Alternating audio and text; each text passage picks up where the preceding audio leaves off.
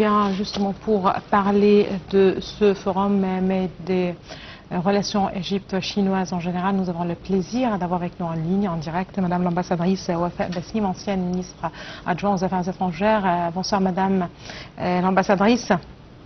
Bonsoir. Ravie de vous avoir. Permettez-moi tout d'abord de vous féliciter pour un rapport extrêmement précis, bien détaillé et avec beaucoup d'informations. Merci, merci beaucoup Madame l'ambassadrice et merci d'être avec nous justement pour commenter et pour nous parler de ce forum. Je vais revenir aux relations égypto-chinoises en général, mais au départ, c'est un forum assez important pour l'Égypte et certainement dans son cadre bien régional et arabe, si vous le voulez bien. Quel est l'intérêt de l'Égypte? À quel point, quel regard vous portez sur la participation de l'Égypte à ce forum? La participation de l'Égypte à ce forum au niveau du Premier ministre égyptien, délégué par le président, son Excellence Sisi, oui, pour assister au forum de coopération sino-africaine dans son édition, dans son 9e édition, qui a eu lieu entre le 4 et le 6 septembre, avec la participation, une très large participation, de la part de présidents et de chefs de gouvernement. Le Premier ministre égyptien a aussi saisi cette occasion pour présenter dans son allocution auprès du forum la vision de l'Égypte sur les thèmes qui lui sont très importants et que l'Égypte poursuit depuis sa présidence de l'Union africaine il y a quelques années. Oui. Ce thème était l'industrialisation de l'Afrique, la modernisation de l'agriculture et le développement vert. Or, l'Égypte, comme nous le savons, tient vraiment à transmettre et à transiter elle-même, mais aussi avec les pays africains, vers un monde industrialisé, avancé, qui lui permettra de réaliser ses buts de développement au sein du monde actuel. Aussi la modernisation de l'agriculture, puisque l'Afrique est un grand espace vert, oui, malgré les déserts, les montagnes, mais il y a tout un potentiel de production agricole extrêmement riche et qui devrait être utilisé pour le bien des Africains et non pas être exploité seulement comme ressource de matières premières. L'Égypte tient beaucoup à l'aspect économique, à l'impact des changements climatiques et tient à ce que le développement soit vert, donc ami de l'environnement, et n'oublions pas l'importance du COP27 qui a eu lieu en Égypte en novembre il y a 2 ans.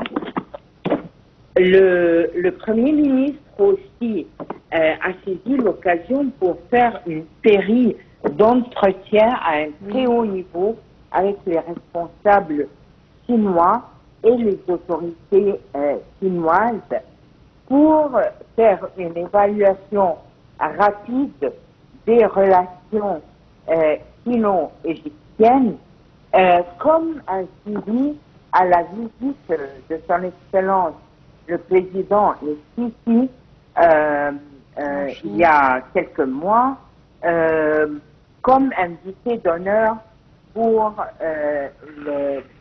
la réunion comme vous l'avez bien mentionné, du Forum de coopération arabo-chinois et un nombre d'accords de mémorandums de compréhension ont été signés et où les premiers ministres des deux pays sont en train de suivre leur progrès, leur mise en œuvre.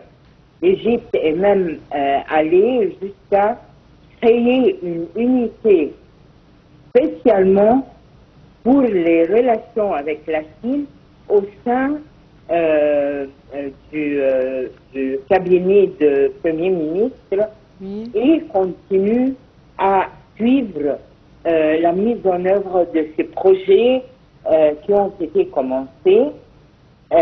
Aussi rappelons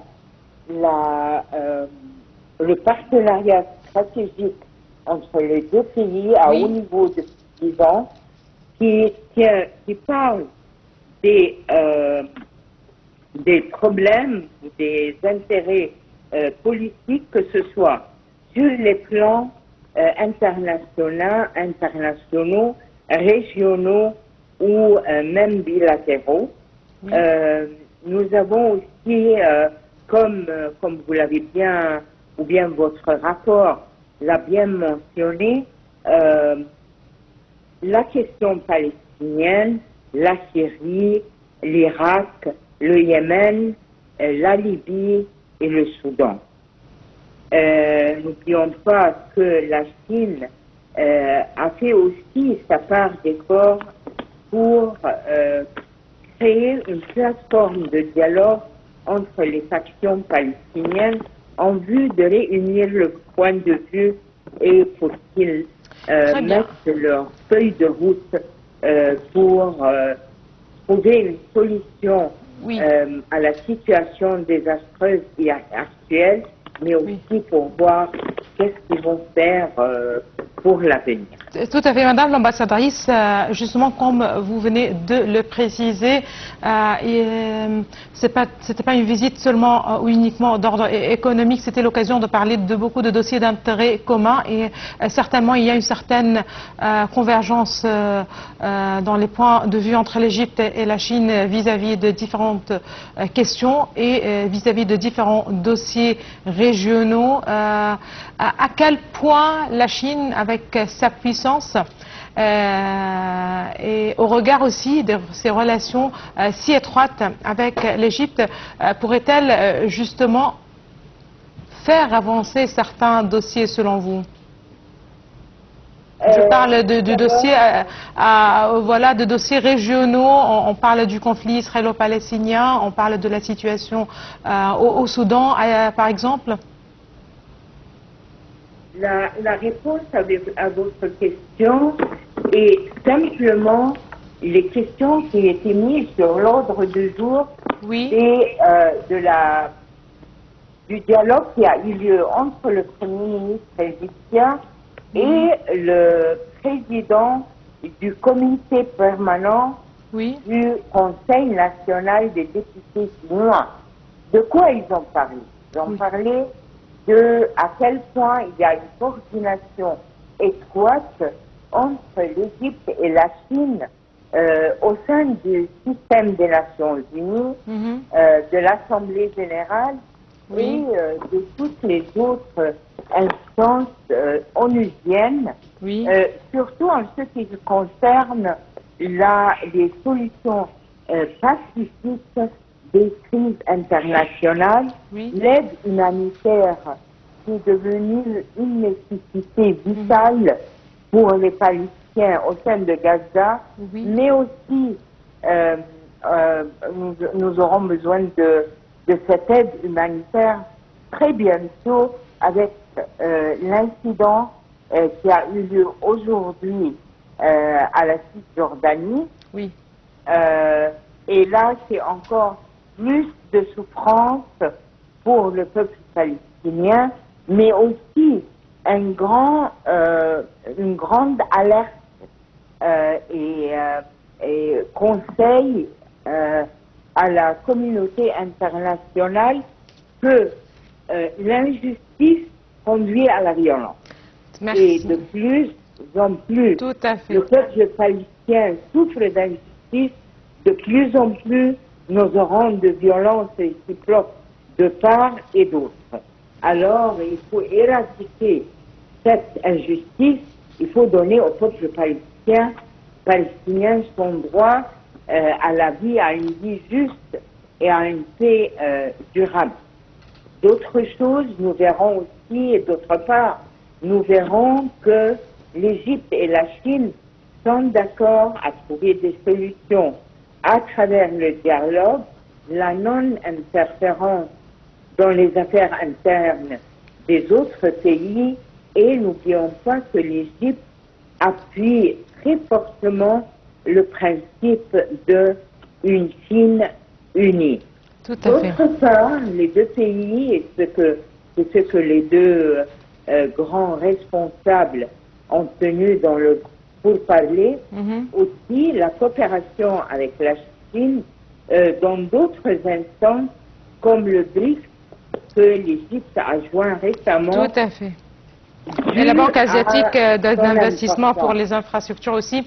Merci beaucoup à vous, Madame l'ambassadrice Wafa Bassim. Vous êtes ancienne vice-ministre aux Affaires étrangères. Merci beaucoup de vos précisions et de votre intervention. Là, on continue avec le même dossier. Je rappelle justement que le Premier ministre Moustapha Madbouli a affirmé la nécessité d'un véritable partenariat entre l'Afrique et la Chine, compte tenu du succès de la Chine dans la réalisation d'une évolution, une révolution plutôt industrielle, ce qui s'aligne sur les principaux objectifs du Forum Chine-Afrique.